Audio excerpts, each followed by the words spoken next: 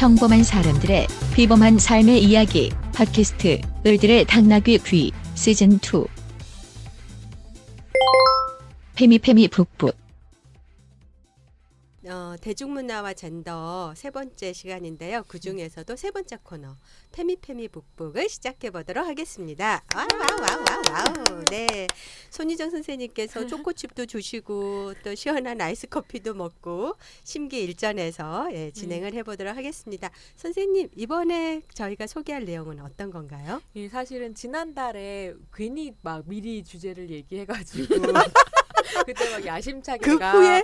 핑거 스미스도 읽고 아가씨도 보고 막 이러면서 생각을 했었었는데 사실 제가 핑거 스미스를 못 읽었어요. 근데 오늘 읽으신 이제 패널 분들 계시니까 그 얘기 좀 할 수 있을 것 같긴 한데요. 엄청 두꺼웠어요.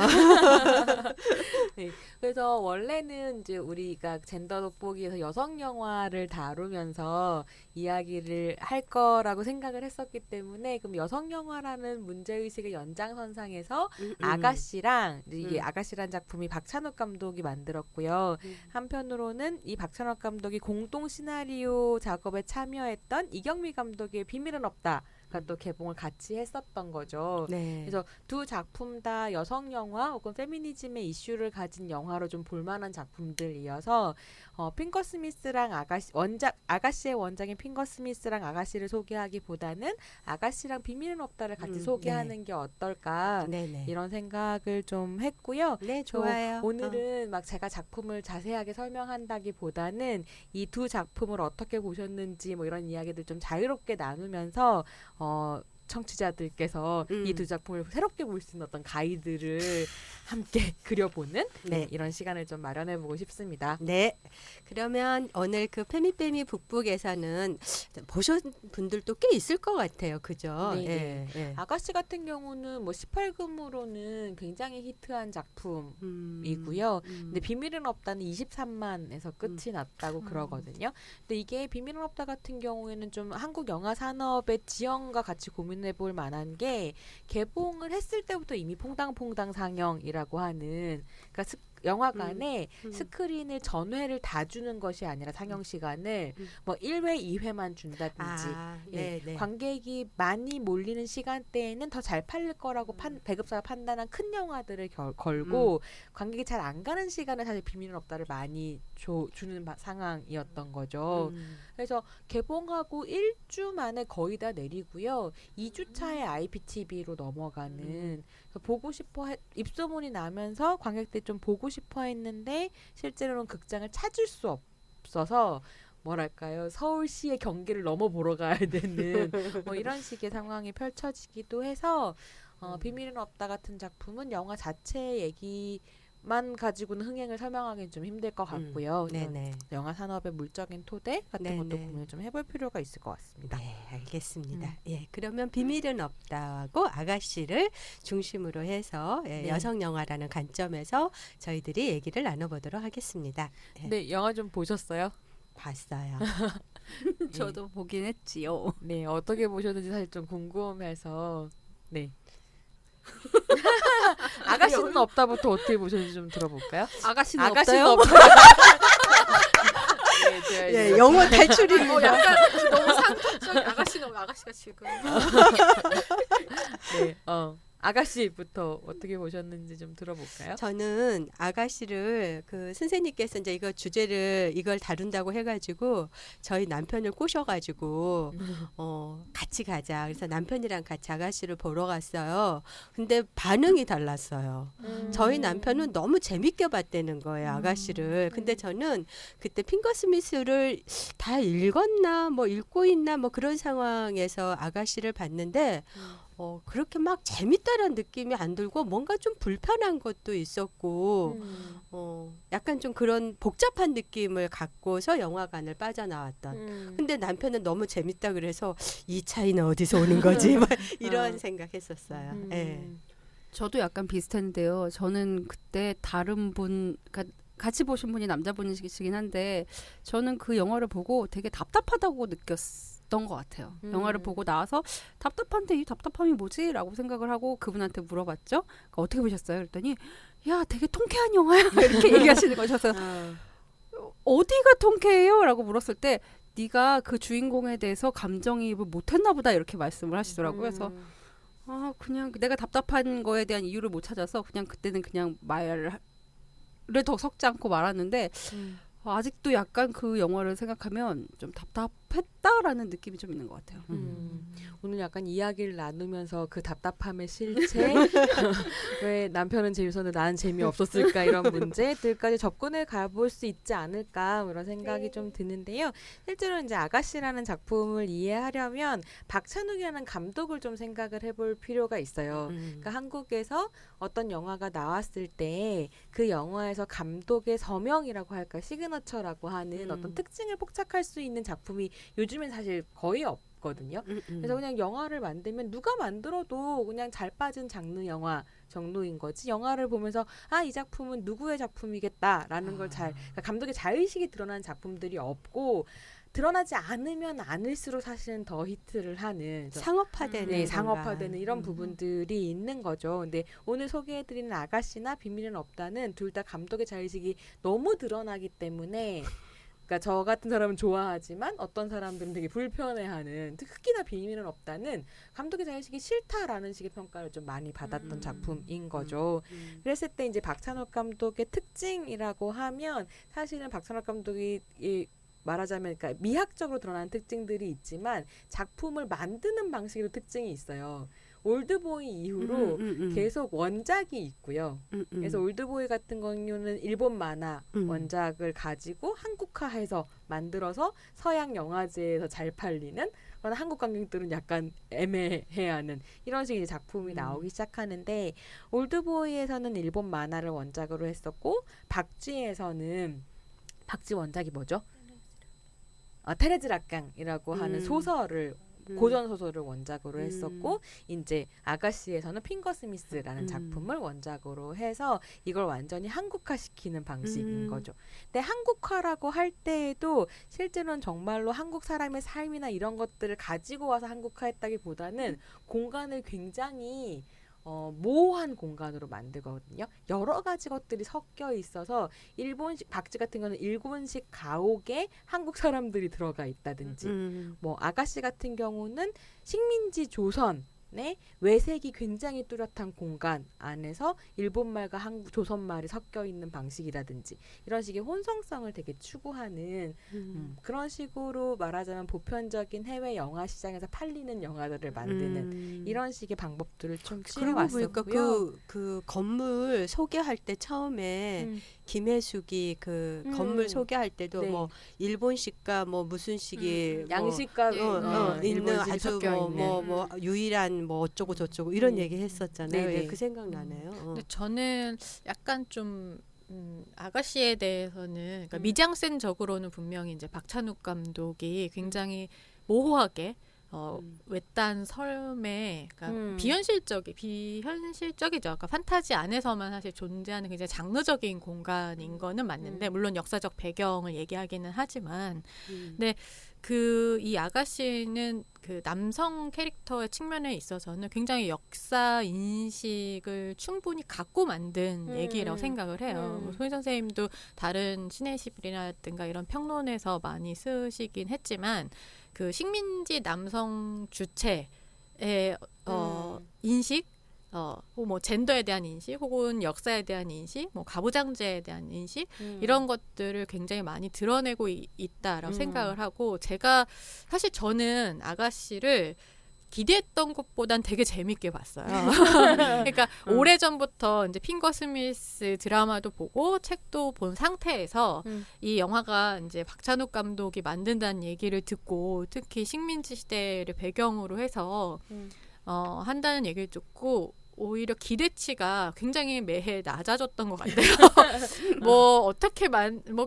그냥 그렇지 않을까 뭐 생각을 했었는데 사실 기대보다는 이런 장면들, 그러니까 레즈비언으로 설정된 이런 것들 그대로 가지고 오고 그다음에 굉장히 페미니스트적인 관점을 저는 가지려고 자의식적으로 노력했다라고 한 측면에서 일정 정도의 성취가 있다고 봐요. 그러니까 그 성취를 무시하면 안 된다라는 생각이 들고 근데 이제 문제는 뭐냐, 원작하고 비교해봤을 때 좀 아쉬운 점은 사라 워터스, 그러니까 이 핑거 스미스의 원작을 쓴 사라 워터스가 이제 뭐 빅토리아 시대라든가 아니면 그 유럽의 역사 속에서 여성들이 계급적으로 다른 여성들이 어떻게 만나고 그 시대의 여성들이 어떻게 직업을 갖게 되고 어떻게 여성으로서의 정체성을 갖게 되고 그래서 여성과 여성의 사랑을 어떤 방식으로 표현하고 관계 맺었는가라고 하는 것을 역사 속에서 설명, 역사 소설이거든요. 그러니까 사라 워터스가 역사 소설 전문가이기 때문에 물론 이제 레즈비언 로맨스를 계속해서 쓰고 있기는 하지만 여성과 역사라고 하는 이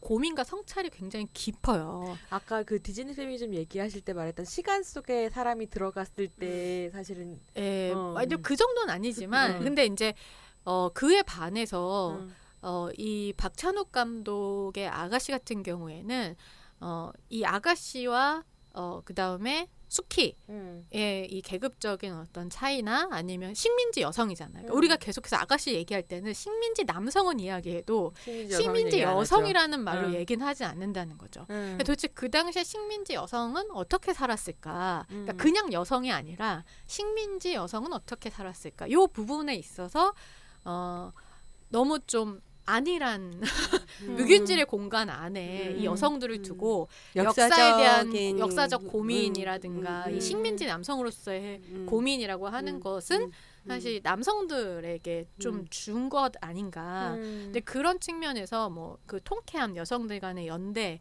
이런 것들이 생각만큼 잘 살지, 감독이 의도하고 감독이 하려고 했던 것만큼 과연 그게 그래서 잘 살지 않았던 건 아닐까. 뭐 이런 생각이 좀 아쉬움으로는 1차적으로 들리는 것 같아요. 그래서 할 말이 있긴 하지만 또 말씀 좀 한 다음에.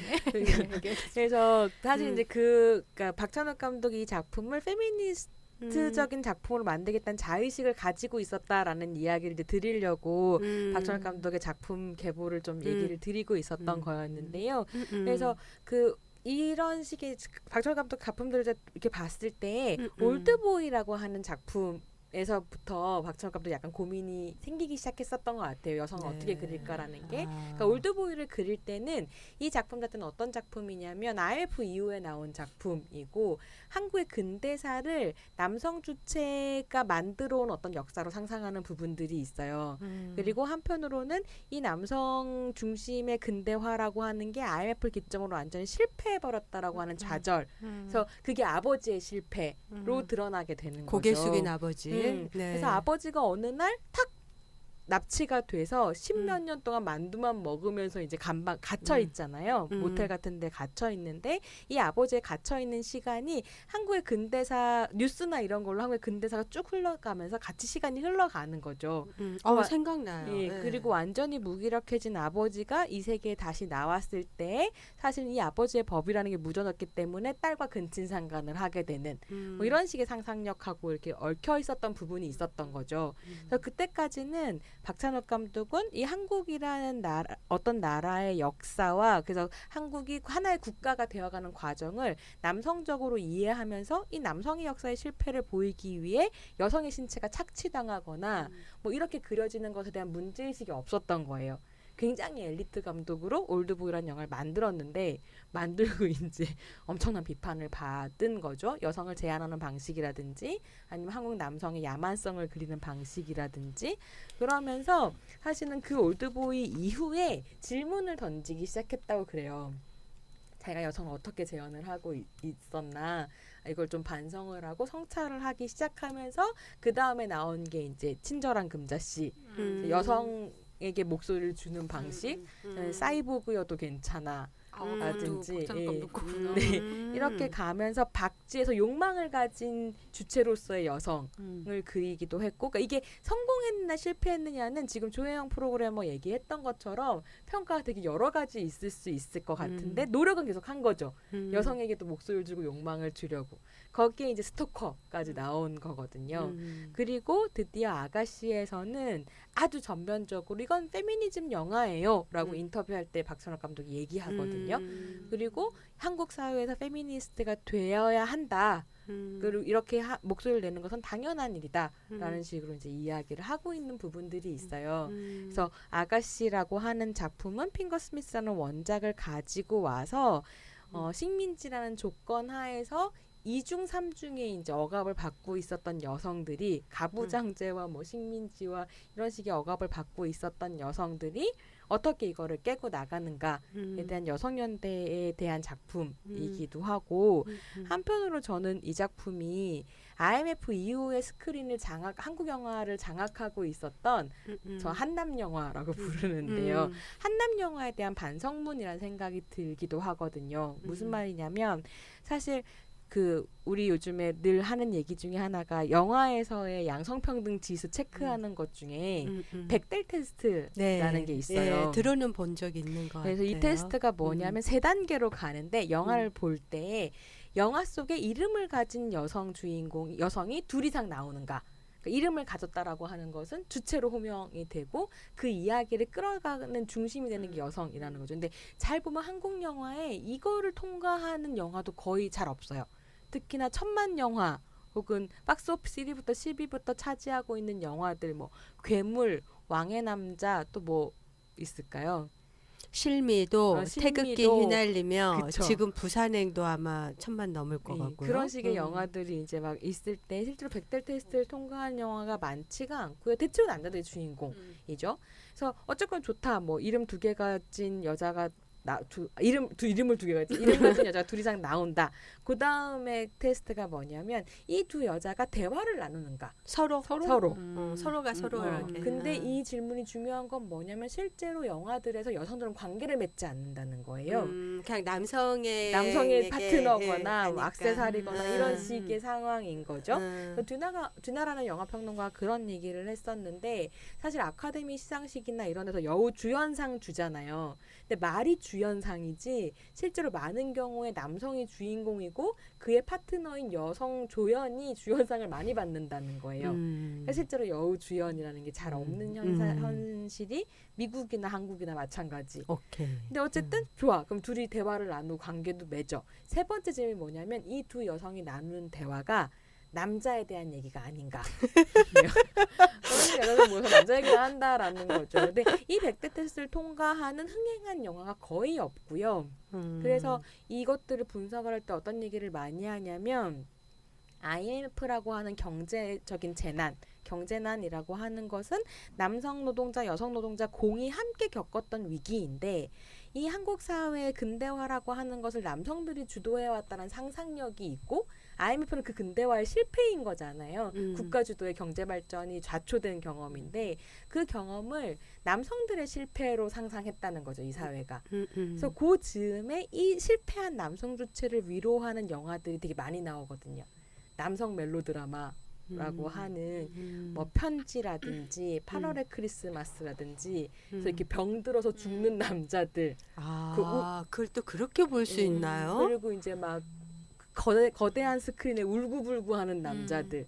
근데 그때 당시 90년대 말에서 2000년대 초에 이런 영화들이 많이 나왔던 것이 최근에까지 사실은 계속됐던 게 뭐냐면 2015년에 무슨 이제 신문 기사가 나왔는데 방송되는 드라마에 거진 한 30%의 남성 주인공이 다 아픈 애들이라는 거예요.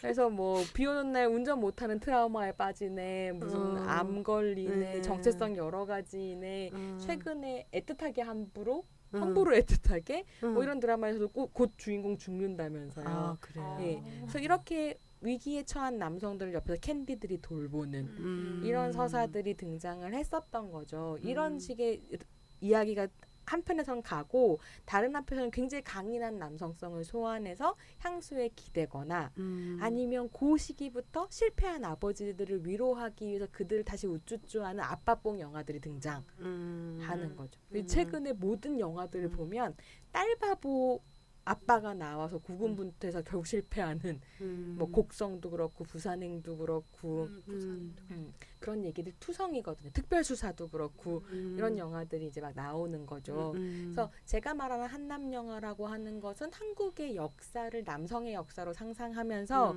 IMF의 이 남성 주체들을 위로하는 근데 이 남성 주체들을 위로하려고 집중했기 때문에 여성 캐릭터들은 정말 점점 더 저열해지고 따라서 여성 혐오적인 재현이 만연하게 되는 그래서 대중문화 안에서의 여성 혐오가 이렇게 커지는 데에는 한국 사회가 문화적 상상력을 통해서 IMF를 어떻게 극복하려고 했느냐와 연결이 되어 있다라고 생각하거든요. 이거는 굉장히 철학적이고 예, 또 한국 사회의 어떤 그런 사회 변동이 각 개인의 삶과 젠더와 어떻게 결합되어 있는지를 지금 거죠. 관통하는 예, 그런 얘기네요. 근데 그랬을 때 그 한남 영화들 사실 중심에 남성 감독들이 그러니까 남성 작가라고 불렸던 감독들이 사실 있는 거고요.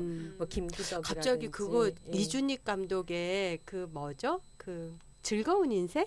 그게 그 제가 보면서 막 그 실패해가지고 맞아요. 실업자 되고 네네. 이제 이랬는데 주류에서 다 벗어났잖아요. 그래서 이제 그걸 이렇게 극복해 나가는 얘기인 거잖아요. 그게 2000년대 중반에 그 부성 멜로드라마라고 제가 얘기하는 그 사람들이 얘기하는 건데 멜로드라마들이 엄청 많이 나와요. 그래서 즐거운 인생, 브라보 마이 라이프, 마이 파더, 눈부신 날에 거기에 사실은 괴물까지 계속 실패한 아빠들을 우쭈쭈하고 위로하고 이런 얘기, 아빠 다시 찾기 이야기 이런 것들이 나오거든요. 그러니까 남자들이 우는 이야기로 시작해서 아빠들의 기살려주는 이야기를 지나서 이제 아빠뽕 영화로 귀결되는 그래서 국제시장이나 명량 같은 영화도 마찬가지의 흐름에 있는 사실 이렇게 크게 보고 있는 부분이 있는데 거기에 올드보이는 사실 시작과도 같은 영화였었던 거죠. 한국의 근대화의 실패와 아버지의 실패와 딸과의 관계와 이런 것들을 복잡하게 그려내고 있는 작품이라서 단순하게 말할 수는 없지만 한남 영화 어떤 모델 같은 작품이었다는 거예요. 그리고 거기에 이 한남 영화라고 하는 것에 가치를 부여할 수 있고 비평적인 가치를 부여받을 수 있었던 박찬욱이라는 작가 감독이 있었던 거죠. 근데 중요한 건 이 작가 감독이 자기 성찰과 반성을 했다라는 거예요. 그래서 이제 아가씨라는 영화까지 실은 아까 말씀드린 그 작품 계보 안에서 오게 됐고 그래서 저는 이 작품의 핵심적인 대사 중에 하나는 이게 한남 영화에 대한 반성문이기 때문에 내가 이런 영화를 만들어 왔어라는 것에 대한 반성문이라서 실제로는 레즈비언십을 통한 여성 해방이라기보다는 한편은 너무 남자들이 반성하는 얘기로 끝나버린 부분도 있는 거죠. 그래서 영화 마지막에 하정우가 그런 얘기 하거든요. 죽기 직전에 자질은 지키고 죽어서 다행이야 라고 얘기하는 이게 너무 자의식적이어서 저는 부끄러웠는데 박찬욱이 보는 대한민국 남성들의 의식이자 무의식인 거죠.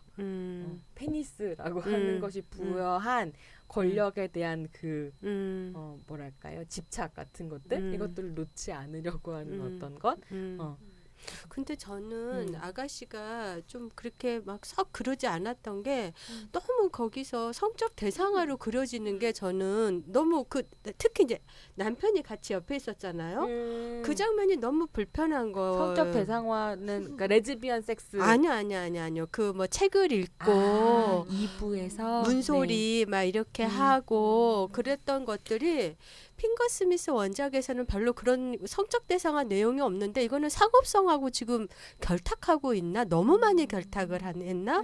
남성 관객을 전제하지 않고선 도저히 저렇게 하지 않겠다고 제가 생각을 했고 그거를 우리 남편이랑 보고 있다는 게 저는 차라리 레즈비언 섹스는 괜찮았어요. 뭐 따뜻한 색 블루도 남편이랑 같이 보고 이래서 그거는 좀 그런 게 있나 봐. 뭐 이제 이렇게 그냥 저는 좀 몰입이 좀 잘 안 되는 음. 그러니까 그런 거였는데 그 문소리와 저기 김민희의 그 역할이 아까 식민지 여성은 뭐 하고 살아? 뭘 고민하고 살아? 완전히 남성의 성적 놀이개로 놓여 있는 그 맥락이 저는 너무 불편했던 거예요. 이제 핑거 스미스에서는 드라마도 그렇고 네. 책도 그렇고 사실 그 부분 캐릭터 설정은 비슷한데 그러니까 맞아요. 포르노그래피를 수집하고 뭐 음. 읽히고 뭐 이런 건 비슷한데 그 장면이 그렇게 상세하게 묘사가 되지는 전혀 그렇지는 않았던 것 같아요. 근데 이제 아가씨 같은 경우에는 그거를 무슨 마네킹을 만들고 뱀을 세우고 막 도서관에 사실 도서관도 그렇게 스펙터클하지 않거든요. 실질적 그냥 그냥 서가처럼 되어 있는 형태인데 이건 완전 지하에 엄청난 스펙터클 남성의 공간을 스펙터클 거의 연극적인 네. 장치 아니에요? 그 하죠. 정도면? 전시하는 그러니까 유럽보다 더 원조 같은 느낌의 그래서 너무 여성의 그 몸이나 목소리가 남성의 성적 쾌락을 위해서 전시되고 있다는 느낌이 막 너무 막 많이 들어가지고 어디로 숨고시 좀 남편이라도 없었으면 막 이러한 불편함이 있어서 그 뒤에 둘이 손잡고 나갔지만 아까 마지막에 둘이 불태우고 사실은 나가는 게 이제 다들 해방감을 느끼는 장면이에요. 그래서 막 그 책을 막 물에 빠뜨리고 막 이런 것들이 뱀대가리 뱀대가리 쳐부수고 뭐 이런 거에서 되게 쾌감 어쨌든 시원함 이런 걸 느끼긴 했지만 그 전 장면에서 너무 그게 강하게 막 들어와가지고 제 마음이 힘들었어요. 저는 뭐 김민희 씨랑 김태리 씨, 뭐 문소리 씨 사실 문소리 씨 연기가 저는 제일 인상적이었는데 너무 연기를 잘해서 근데 뭐 다 굉장히 연기도 잘하고 인상적인 정말 오랜만에 인상적인 그런 캐릭터와 뭐 스펙터클이라면 스펙터클 뭐 이런 관계 뭐 이런 것들 보여줬다는 측면에서는 이 영화가 굉장히 좀 같이 평가할 만한 부분이 있다는 맞아요. 생각이 이제 드는데 아까 이제 손님 얘기했던 걸 다 동의하진 않지만 이제 좀 동의하는 부분들은 결국은 이게 이제 남성들의 그러니까 그거를 반성을 하기 위해서 말씀하신 것처럼 엄청난 유럽보다 일본보다 오히려 식민지 조선 남성이 제일 원조인 거야. 스펙터클 측면에서 보면 제일 창의적인 어떤 포르노그래피를 전시하는 그런 공간을 그 무의식 안에 내가 제일 크게 만들겠어. 내가 제일 장식적으로 엄청난 창의적인 포르노그래피 재현을 하겠어라고 하는 막 온갖 장갑도 그렇고 사실 그 모든 것들이 그렇게 목 조르고 막 이런 것들이 굉장히 디테일하게 그 반성을 하기 위해서 또 그 앞에 세워놓는 스펙터클이 많고 마지막 장면도 결국은 이 둘의 관계 여자 둘의 관계로 끝나는 것이 아니라 그 지하실로 다시 돌아와서 다시 스펙터클하고 가장 자극적인 장면들은 결국 남성들의 어떤 공간으로 마무리가 된다는 측면에서 이 영화가 흔히 말하는 이제 그걸 미장아빔 좀 전문용어로 미장아빔이라고 얘기하는데 우리가 흔히 액자 구성이라고 하는 거 있잖아요. 그러니까 바깥의 이야기가 안의 이야기를 싸고 있는. 근데 결국 이 안의 이야기가 핵심이라기보다는 바깥에 있는 이야기가 남자들의 이야기가 핵심. 미장센으로도 그렇고 그다음에 서사적으로도 그렇고 바깥의 이야기가 안의 이야기를 감싸 안으면서 아마 그런 부분에서 갑갑함이 있지 않았을까. 그럼 이런 건가요? 남성 감독의 자기 반성이라고 하는 액자 안에 여성들을 그 반성의 도구로 활용하고 있는 도구까지는 저는 그렇게까지 얘기하고 싶진 않아요. 근데 도구는 아니지만 너무 액자가 너무 화려한 거예요. 액자 자의식이 너무 큰 거죠. 말하자면. 전 도구는 아닌 것 같고 뭐 되게 충실하게 그리려고 한 부분은 핑거 스미스의 내용의 부분들에서 뭐 해석도 하고 여러 가지로 고민도 하고 충실히 그리려고 했던 부분이 있었던 것 같아요. 그러니까 그렇게 거기에 나오는 캐릭터처럼 사실 전 핑거 스미스의 캐릭터가 훨씬 더 좀 입체적이라는 생각은 들기는 하지만 뭐 나름 얘기하려고 했던 것 같아요. 그분들 어떻게 보여줄 것인가 뭐 이런 부분이 있어서 근데 액자가 너무 화려한 거죠. 그래서 이 마지막에 그 지하실에서 막 옆에 뒤에 낙지인가요? 낙지인 것 같은 문어인가요? 문어. 문어 있고 막 뭐 자기네들끼리 막 서로 대화하고 엄청난 진지함과 그런 것들은 그러니까 액자가 너무 무거워. 진지하고. 그래서 사실은 음. 그 박찬욱 감독의 자의식이 한편으로는 영화의 한계를 만들어내는 맞아요. 그러니까 내가 남성 엘리트로서 나를 반성하는 이런 굉장히 피시한 어떤 스탠스를 차지한다는 자의식이 영화에 너무 크게 들어갔었던 것 같기는 해요. 그러면서 이제 생각이 되는 건 되게 재미있었던 게 비밀은 없다에 대한 이야기로 넘어갈 수 있을 것 같은데 비밀은 없다는 너무 제가 보기엔 노골적으로 페미니즘적인 작품이고 여성 영화인데 이경미 감독한테 이제 시네21에서 인터뷰를 하면서 물어본 거죠. 이런 페미니즘적인 걸 의도했냐 했더니 여성 감독으로서의 이경미 감독은 자기는 그런 거를 자의식적으로 넣지 않았다. 그러나 나의 경험으로부터 나왔을 수는 있겠다라고 대답한 반면에 박찬욱 감독이 같이 인터뷰를 하거든요. 이경미 감독이랑 시나리오를 같이 썼다라는 이제 명분인 건데 박찬욱 감독이 거기에 이렇게 치고 들어와서 아가씨들 페미니스트 작품이었다. 근데 저는 비밀은 예. 없다는 재미있었어요. 그래서 그걸 보면서 한국 사회에서 페미니즘이라고 정말. 하는 게 사실 한편으로는 엘리트 남성에게는 액세서리가 될 수 있는 것인데 여성 감독에게는 그것을 인정하는 순간 어떤 식의 굴레가 되기도 하는 거죠. 너무 중요한 표현인 것 같아요. 네. 누구에겐 액세서리고 누구에겐 굴레가 되는. 또 액세서리라고까지는 하지 마. 그죠. 근데 예, 고민하고 그런가요, 좀 선생님? 칭찬도 좀. 왜냐하면 사실은 그래서 저는 그러니까 아가씨가 실패한 지점이 그 지점이기도 하지만 이건 남성 절반의 성취. 남성 감독의 반성문이라는 점에서 굉장히 주목해서 맞아. 봐야 되는 작품이라고 생각하고 뿐만 아니라 박찬욱 감독은 자기 작품 안에서도 그런 문제를 가지고 있고 더불어서 이경미 같은 감독을 그러니까 이경미 감독이 잘 돼가 무엇이든이라는 단편을 만들어서 단편 영화제에서 이제 막 상을 받고 영화제들에서 상을 받고 그러면서 주목을 서울시 받았다. 여성영화제에서도 대상을 탔어요. 맞아요. 정말요? 서울시 여성영화제 대상 작품이에요. 제목 다시 한번. 잘 돼가 무엇이든. 이거 인터넷 검색하시면 보실 수 있어요. 있게 되어 네. 있는데요. 굉장히 재밌어요. 네, 그래요? 거기서 상을 받고 주목을 받았는데 박찬욱 감독이 이경미 감독의 사실 가능성을 보고 같이 계속 작업을 해온 부분들이 있거든요. 그래서 이경미 감독의 장편 데뷔작이 미스 홍당무인데 이거는 박찬욱 감독 제작사인 모필름인가요? 거기서 제작을 했고요. 사실 비밀은 없다는 시나리오 작업을 같이 하는.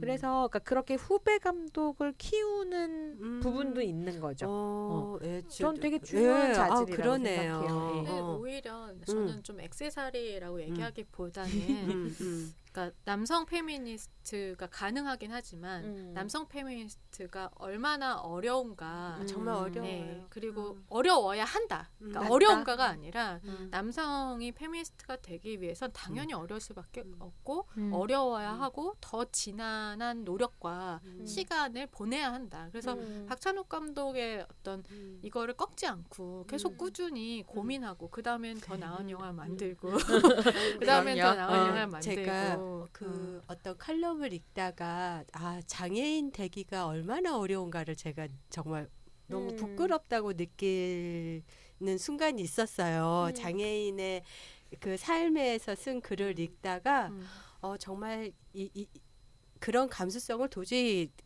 장착할 수가 없는 거예요. 제가 저한테는 일상이 그 사람에게는 모든 게 다 도전이기 때문에 그 장애인 분에게는 그래서 그 정도의 그 장애인 분의 어떤 인권이나 어떤 그런 행복, 자유 뭐 이런 것들이 보장되는 사회라고 하는 것을 상상해 보면서 그 갭이 남성들이 여성 되게 하면서 느끼는 갭이 이런 갭이겠구나 이런 걸 제가 이렇게 좀 많이 교차적으로 느꼈던 적이 있었거든요. 그 또 한편으로는 아가씨에서의 그 레즈비언 섹스나 아니면 레즈비언 관계에서 오히려 저는 페미니스트가 되겠다라고 하는 자의식이 사실 자의식 때문에 그런 장면들이 덜 섹시해졌다.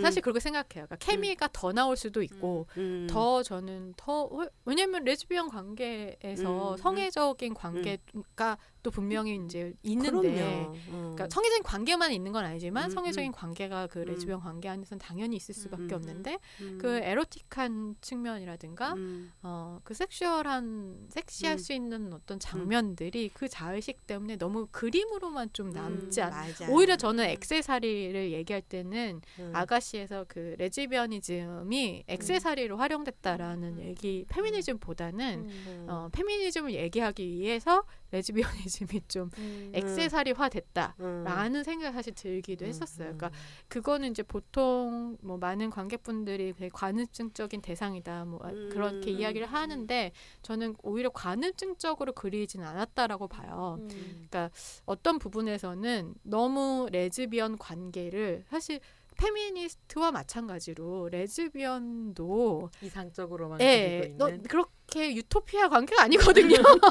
레즈비언 그렇죠. 관계가 무슨 여자와 여자가 만난다고 해서 되게 평화롭고 아름답고 무슨 평등하고 막, 뭐 순한 예. 양대 해방이 찾아오고 당연하게 그러니까 그건 다 노력해야 되는 관계인데 그 관계가 너무 둘이 연대가 갑작스럽게 이루어지고 둘 다 사실은 서로 속인 건데 그것이 너무 쉽게 화해가 되고 그리고 그 안에서 섹스를 할 때조차도 너무 균등하게 그려져요. 그러니까 데칼코마니처럼. 그러니까 이거는 이제 관습적인 대상이라기보다는 둘에게 성적인 주체와 대상으로서 동등한 그러니까 동등한 파워를 주고 싶었던 아가씨가 거죠. 아니라 그쵸. 그 계급적 차이를 뛰어넘는 관계를 뛰어넘는 그래서 식민지 남성의 어떤 반성의 대안으로서 유토피아로서 어떻게 보면 레즈비언 관계를 이상형으로 놨기 때문에 시각적으로나 아니면 그 케미적인 어떤 더 에로틱할 수 있는 측면에서나 좀 그런 것들이 많이 죽었다. 그런 생각이 좀 사실 들었어요. 그러니까 그 뭐 핑거 스미스나 동의되네요. 네, 이런 장면들에 보면 그러니까 그 둘이 사실은 서로 속였다는 거를 모르잖아요. 그러니까 물론 아가씨는 알지만 이제 그 스키에 해당하는 그 캐릭터는 이제 모르고 그다음에 아가씨는 어떻게 보면 굉장히 악력 기질이 있는 거죠.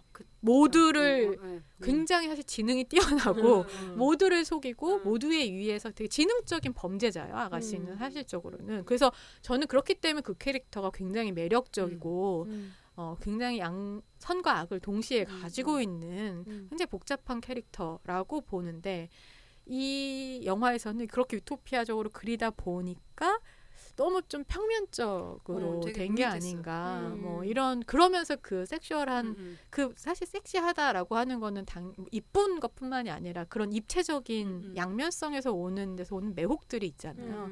그런 것들이 좀 죽은 게 아닌가. 뭐 그런 좀 아쉬움이 사실 있었던 것 같아요. 맞아요.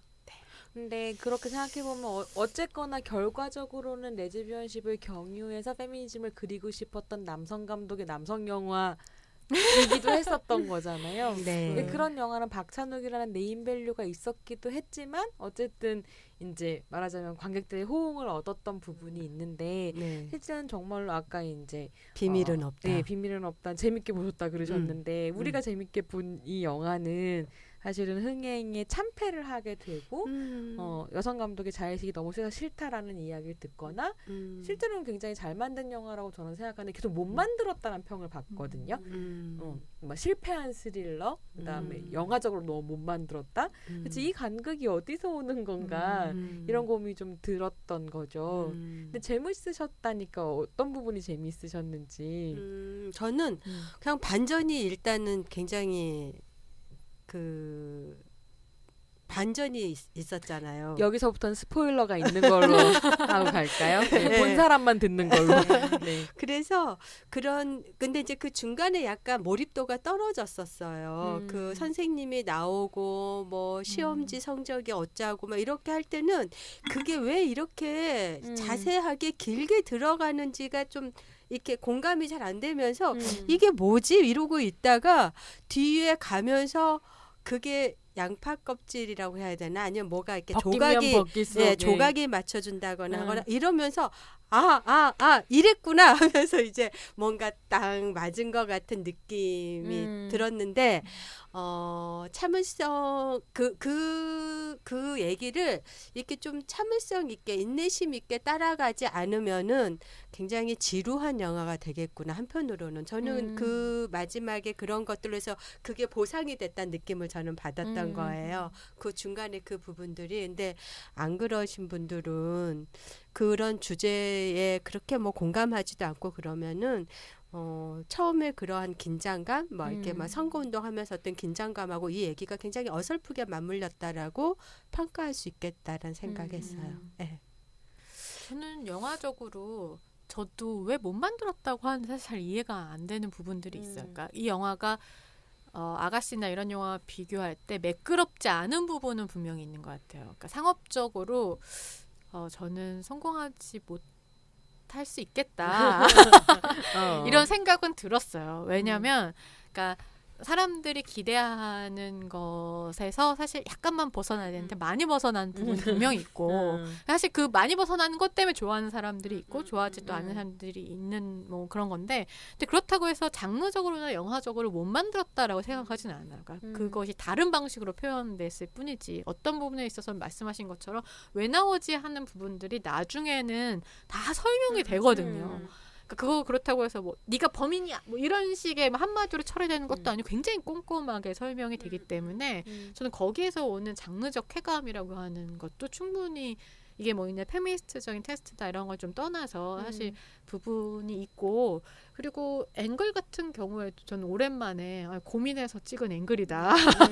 그러니까 그냥 너무 관습적으로 찍은 게 아니라 되게 고민해서 찍은 새로운 앵글들, 이미지를 새로운 보여준다. 이미지들이 분명히 특히 연홍의 어떤 그 밑에서 찍은 앵글 같은 로우 앵글이라고 영화적으로는 얘기하는데 그런 앵글 쇼트라든가 뭐 이런 색감 같은 것들은 아니면 음악 같은 좀 약간 전 사운드는 살짝 과하다는 느낌이 들었지만 어쨌든 사운드 효과라든가 뭐 사운드랑 그다음에 이미지가 어긋나는 그런 어떤 재미들 잔재미들 이런 거 같은 것들은 굉장히 연출적으로 신경을 많이 썼다. 그러니까 이게 이제 저는 오히려 좀 고민이 되는 게 대중영화 관객들이 더 이상 이렇게 연출에 잔재미를 주려고 하는 감독들의 노력을 더 이상 안 봐주려고 하는구나. 높이 사지 않는 네, 거죠. 네. 자기의 기대에 조금만 어긋나거나 너무 많이 미끄러지면 피곤하게 느끼거나 어색하게 느끼는. 그래서 이제 상업 영화라고 하는 거 과연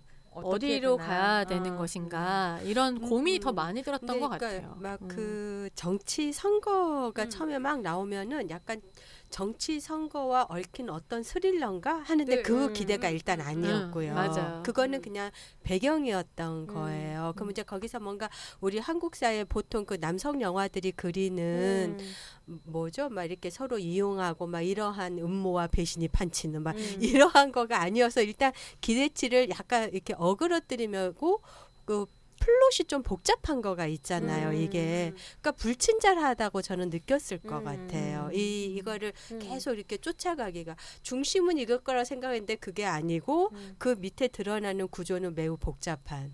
그래서 저는 핑거 스미스 영화를 아가씨로 만든 그 박찬욱 보면서 핑거 스미스는 훨씬 구조가 복잡한 얘긴데 완전히 다 덜어내고 아까 제가 말씀드린 선정적인 것까지 좀 집어넣어가지고 굉장히 상업적으로 잘 버무렸다고 저는 생각해요. 그게 없어요. 비밀은 없다는 네. 이제 훨씬 더 깊은 걸 드러내는 부분이 있는 거죠. 네. 근데 이 비밀은 없다가 사실 비판받는 것 중에 하나가 남성과 그 정치판의 이야기가 너무 빈약하다라는 비판을 듣거든요. 저는 그냥 충분했던 것 같은데. 우리는 충분하다고 네. 생각하잖아요. 근데 그래서 남성 그냥 그건 캐릭터가, 배경이니까. 예. 너무 납작해서 충분히 설명이 안 되고 따라서 이 사회의 어두움에 더 드러나지 않았어라는 식의 비평을 하는데 저는 그게 남성 중심 서사에 익숙해져 있는 비판이라고 생각하거든요. 남성 중심 얘기에서는 여자들이 아무리 납작하고 설명이 부여되지 않아도 못 만들었다고 비판하지 않아요. 그렇죠. 근데 여성 중심의 이야기에서 남성이가 덜 들어가면 뭐 저렇게 빈약해라고 얘기하게 되는 이런 부분이 좀 있다라는 생각이 들었고요. 이건 이제 공감이 평론가 안 되나 봐요. 평론가 두나가 한 이야기인데 음. 그런 얘기하는 거지. 이게 스릴러물이고 탐정물이잖아요. 이게 왜 누가 그쵸, 죽였을까를 죽였을까가 추적해 핵심적이니까. 가는데 그 추적해 간다라는 장르적인 특성이 쭉 남성들에 의해서 탐구가 되어 왔다는 거예요. 그러니까 그 추리를 해가는 게 대체로 남성이었기 때문에 남성 주체를 따라서 영화를 봤었던 것 자체가 장르 관습인 거고 관객들한테 그게 익숙한데 여자가 탐정일 때는 갑자기 이상한 게다가 심지어 멍청한 여자가 나타나서 생각해야 돼 이러면서 맞아. 뭔가를 추적해 가는데 거기엔 또 우리가 기대했었던 정치라고 하는 거대한 이야기가 아니라 그 밑에 있는 사실은 심연이고 더 깊은 이야기일 수 있는 어떤 이야기가 펼쳐지니까 못 만들었잖아가 된다라는 거죠. 명대사 같아요. 생각하자. 생각하자 전 너무너무 좋아했고 한편으로는 제가 이 작품을 정말 좋아했었던 것은 한국 영화에 없었던 엄마 캐릭터인 거죠. 그래서 정말 얼굴을 가진 물질성을 띤 엄마가 등장해서 약간 이 사회가 강요하는 어떤 모성으로부터 계속 미끄러져 가면서도 자기의 이성으로 판단하고 해결하는 그래서 결과적으로는 자기 성장을 이뤄내는 어떤 부분이 좀 있지. 왜냐면 힐러리가 되고 싶었던 엄마 여자에서 물론 힐러리라는 의미가 좀 바뀌어 버렸지만 이제 이 사회에서는 영부인이 되고 싶었던 어떤 여자에서 그것이 어떤 허울 속에 있는 것인지 자기의 알을 깨고 나가는 여자의 이야기라는 생각이 좀 들기도 하면서 뭐 굉장히 여성주의적으로 좀 읽을 수 있는 가능성이 있는 텍스트가 아닌가. 네, 약간 또 그런 생각도 들었어요. 그동안에 그 한국사에서 이 공권력이라고 하는 거가 전혀 이렇게 시민의 안전을 보호하지 못하고 정말 있는 사람들의 이 자본가나 이런 권력이 이제 이렇게 지켜주는 역할로 했을 때 예를 들면 괴물이나 이런 것들은 아이가 이제 거기서도 실종이 되잖아. 근데 그것을 찾아가는 것은 가족의 유대이고 공권력은 거기서 어떤 역할도 하지 못하는 그런 변주되는 영화들이 굉장히 많았어요. 그 지금 괴물밖에 생각은 안 나는데 근데 이제 이 사법복수가 사실 되게 많죠. 예, 그렇죠. 어떤 사회 정의라고 하는 것이 경찰이나 뭐 사법권에선 전혀 이루어지지 않기 때문에 이 개인과 가족의 유대로 해서 그 억울함을 이렇게 풀어나가는 그런 것들이 많았는데 그러한 것 속에서 엄마가 지금 말씀하신 것처럼 엄마가 어떤 이것을 주체적으로 이 문제를 이렇게 풀어가겠다고 했던 것은 없었던 것 같아요. 아니 있었어요. 있었어요? 네. 오라옹주도 있고 아, 그다음에 제가 공정사회도 못 봤구나. 있고 아. 약간 모성복수극이라고 네. 얘기할 수 있는 아. 영화들의 계보 과정이 특히 있는데 여자가 주인공인 영화들이 그런 영화들이 좀 있어요. 그럼 네. 그런 측면에서 뭔가 발전된 거가 약간 있나요? 다른 게 뭐냐면 네. 그런 영화들 보면 오로라 공주라든지 뭐 공정사회 그 다음에 저거 동크라이 마미 뭐 이런 맞아요, 영화들이 있어요. 근데 여기서 되게 비밀은 없다랑 차이점이 뭐냐면 이거는 이 사회의 제도와 법과 이성의 언어 같은 것들 있잖아요. 이게 남성의 언어로 구성되어 있다라고 상정을 하면서 엄마들의 답답함이나 억울함을 공권력이나 법이 전혀 해결을 해주지 못하는 거예요. 그래서 이 엄마들이 미치광이가 돼요. 그래서 이성적으로 생각해서 이거를 아이가 내 아이가 죽었어. 복수를 해야 돼. 어떻게 할까라고 생각하는 게 아니라 미쳐 날뛰는 엄마들로 나오거든요. 아, 되게 그래요? 폭력 예, 완전. 그래서 아. 결과적으로는 이런 영화들에서 엄마들이 어떻게 복수하냐면 그러니까 법으로 해결이 안 돼. 감옥에 쳐넣을 수가 없고 경찰 도움을 받을 수 없으니까 칼로 그냥 쑤셔 죽여버리거나 아. 고환을 제거하거나 아, 뭐 피를 흘리게 하거나 이런 어. 식의 이제 물리적인 폭력들을 휘두르면서 완전히 제도 밖으로 나가 떨어지게 되는 거죠. 그래서 엄마 스스로도. 스스로도. 그래서 이 엄마들은 게다가 이제 아이가 없어지는 시점이 꼭 어떤 시점이냐면 엄마가 다른 남자랑 섹스하고 있을 때나 죄책감을 처벌 받는. 왜냐면 아빠가 없는 집에서 꼭 없어지거든요. 엄마가 이렇게 남자랑 노래방 갔을 때나 이럴 때 딸이 없어져요.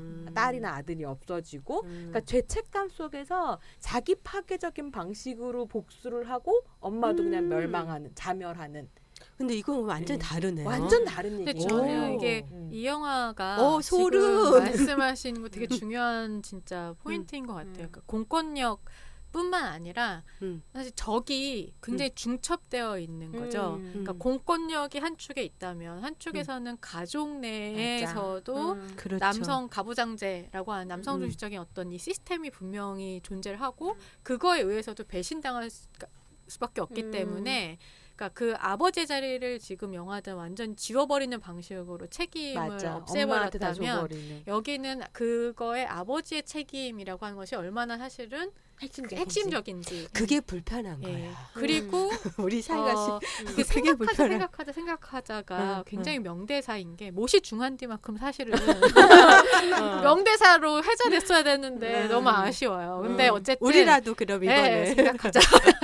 근데 이제 저는 이경미 감독의 영화에서 되게 여성 캐릭터들이 잘 돼가 무엇이든이란 단편부터 해서 쭉 이어지는 캐릭터들이 있는데 되게 멍청한 여자들 캐릭터예요. 그러니까 시스템 안에서 되게 그거를 어떻게 보면 따르면서 자기도 갑갑하긴 하지만 그 안에서 무언가 얻어내려고 그러니까 힐러리가 되고 싶은 것처럼 무언가 얻어내려고 그걸 막 따라요. 고군분투하는데 고군분투하고 그걸 따르고 그 안에서 자기가 1등이 되려고 되게 노력을 하는 거죠. 뭐 남자의 사랑을 얻든 아니면 회사 안에서 인정을 받든 별것도 남들이 보기에는 정말 아무것도 아닌데 쓸데없는 걸 가지고 그래서 되게 멍청한 위약적이고 멍청한 캐릭터들로 위약적이진 않죠. 멍청한 캐릭터 등장을 하는데 그래서 사실 홍당무까지 저는 그 캐릭터들 이경미 감독에게 있어서 살짝 좀 불만이기보다는 의아한 측면 결국 그래서 어떻게 할 거냐라는 의아한 측면들이 좀 있었어요. 여성연대나 이런 것들이 그 안에서도 분명히 결론적으로 묘사가 되긴 하지만 왕따들끼리의 연대 뭐 이런 근데 이제 이 영화 안에서는 그 아까 얘기했던 거에 정반대로 생각하자를 기점으로 이 손예진이 옷을 화려하게 입으면서 점점 탐정으로서의 자질을 발휘하면서 이성적으로 이렇게 변하고 이성적으로 복수를 하는 정확하게 죽일 수 있는 방식을 네. 그러니까 이렇게 해가지고 자기를 그러니까 몰락시키는 게 아니라 사실은 자기는 성장을 이뤄내는 부분이 있는 거죠. 그래서 저는 제일 좋아하는 대사가 생각하자도 좋아하지만 연병을 되게 좋아하거든요. 근데 되게 찰지게 하더라고요. 그 연기를 할 때. 아이의 그 장례식에 가서 이게 얼마나 연병스러운 짓거리인지를 보는 거 정치쇼라는 게 근데 이제 얼마 전에 이경미 감독님이랑 작품에 대해서 잠깐 얘기할 때가 있었는데 그런 얘기 하시더라고요. 이경미 감독도 그 장례식장에서 꽃무늬 원피스 입고 가잖아요. 그 순간부터 이 여자는 똑똑해지기 시작한 거다라고 얘기하더라고요. 근데 그게 이제 우리가 다 비슷하게 느끼는 그 지점들인 거죠. 그래서 사실 이 영화 같은 경우는 그런 의미에서 완전히 다른 모성 재현이기도 하고 또 한편 완전히 다른 여성 재현이기도 하고 그래서 얼마 전에 우리 1회에 출연했었던 심혜경 선생님 있잖아요. 심혜경이 그런 얘기했는데 저는 이건 모성복수극이라고 얘기했지만 심혜경은 이건 자기 탐구 복수극이다. 그래서 결과적으로는 자기를 탐구해서 성장해내는 얘기이기도 하다라고 얘기하는데 그럴 수 있겠다 생각이 들더라고요. 참 그러고 보면은 가족이란 이름 안에 은폐되어 있는 예, 들춰보고 싶지 않은 그 손예진도 분명히 타협하고 싶은 지점들이 되게 많았을 거예요. 그 진실에 그렇죠. 다가가면서 이거를 밝혀냈을 경우에 자기가 갖고 있는 국회의원 부인 뭐 이러한 것도 없어지는 거고 정말 여러 가지를 내려놔야 돼. 항상 여성들 이제 그런 갈등과 고민에 쌓이잖아요. 근데 그거를 끝까지 파헤치고 홀로 그러게 보면 자기 성장 맞는 것 같아요. 그렇게 보는 것도 모성 복수극이 아니라 자기의 성공 어떻게 보면은 남편의 성공을 통해서 얻으려고 했던 흔히 말하는 편히 살려고 했던 그런 여자 그거네요. 걸즈 두난 리더 프린스. 그렇죠. 어떡해. 이렇게 일관된 무서운 그렇게 연결이 좀 되겠네요. 네. 얘기하다 보니까 우리가 결론을 맺어도 될 것 같은 그러한 시간이 왔습니다. 예, 저희가 페미페미 북북에서 이제 이렇게 쭉 살펴봤는데 혹시 아직 영화를 안 보신 분들에게 또 이렇게 주문해주고 싶은 내용 같은 거 있으면 좀 얘기 나누고 그 다음에 페미큐 얘기 잠깐 할까요? 예. 근데 저희가 너무 영화 보신 분들을 상정하고 이야기를 했어요. 왜냐면 줄거리 설명 하나도 안 했고요. 아 그렇군요. 네. 그래서 영화 안 보신 분들은 이거 듣다가 멈추셨을 거예요. 어떡해. 그러지 않았을까 싶은데 사실은 IPTV의 비밀은 없다 떴는데 많은 사람들이 되게 많이 아쉬워해요. 그러니까 IPTV로 갈 때 사운드가 좀 뭉개지는 문제가 있나 봐요. 그러니까 극장에 최적화하게 디자인한 사운드가 잘 안 드러난다라고 그러더라고요. 그런 아쉬움은 좀 감안하시고 보셔도 좋을 것 같습니다. 네. 그러면 저희 방송은 영화 보고서 들으시는 걸로. 생각보다 스포가 별로 없었어가지고 스포가 없었기 때문에 전혀 이해하지 못하셨어요. 뭐라는 거지? 막. 혹시 듣고 궁금증을 불러일으켰다면 또 좋을 것 같기도 하고요. 예. 그러면 저희 이제 네 번째 꼭지 얘기해 볼까요? 페미큐.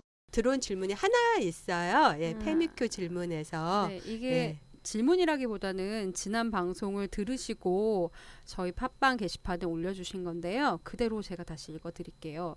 개념 정리가 필요하지 않을까요? 유흥업소가 성적 서비스를 제공하는 곳이 아니죠. 성매매 특별법이 있는 국가에서 그런 사업장이 허가가 날 리가 없잖아요. 다만 일종 유흥업소로 허가받은 사업장에는 유흥 접객원을 둘 수 있죠. 유흥 접객원은 손님과 함께 술을 마시고 노래하고 춤추는 분야자로 식품위생법에 규정되어 있어요. 왜 여자만인가? 문제의식 들죠.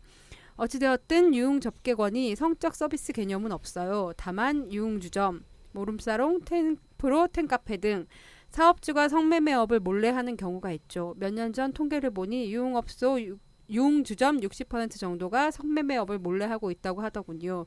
즉 유흥주점의 유흥접객원이 성판매자는 아닌 겁니다. 박유천이 유흥주점 간 건 합법이라는 겁니다. 성폭행이냐 성매수냐만 따지면 되죠. 라는 글을 올리셨어요.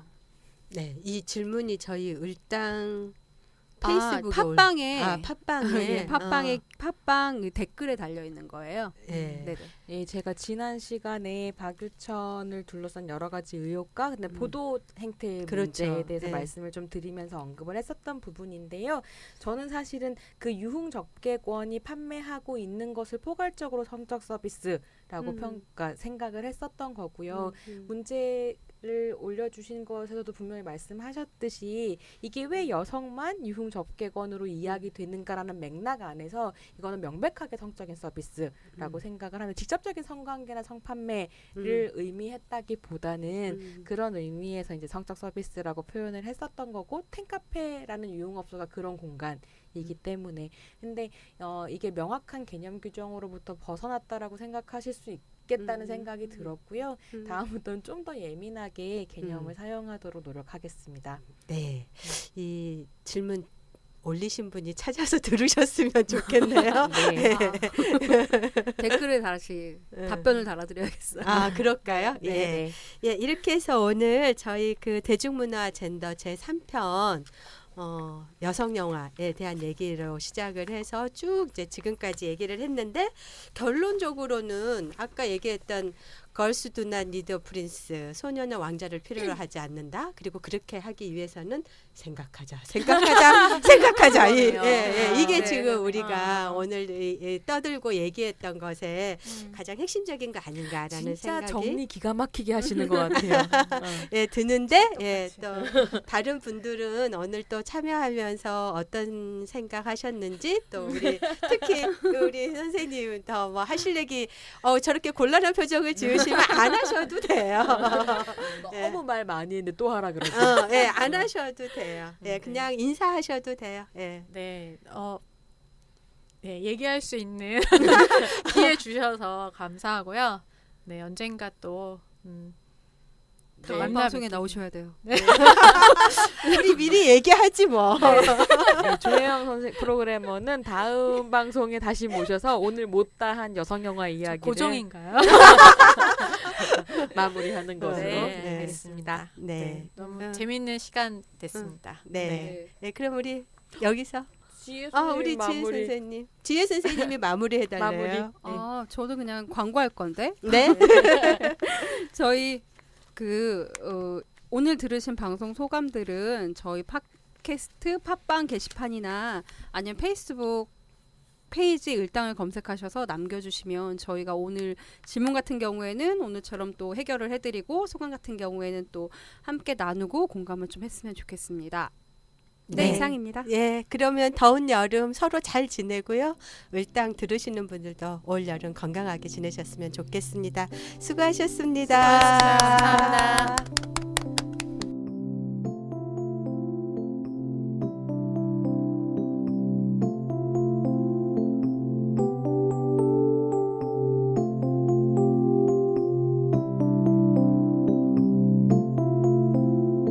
을들의 당나귀 귀 시즌2는 2016 아름다운 재단 변화의 시나리오 지원 사업으로 한국여성노동자회에서 제작합니다.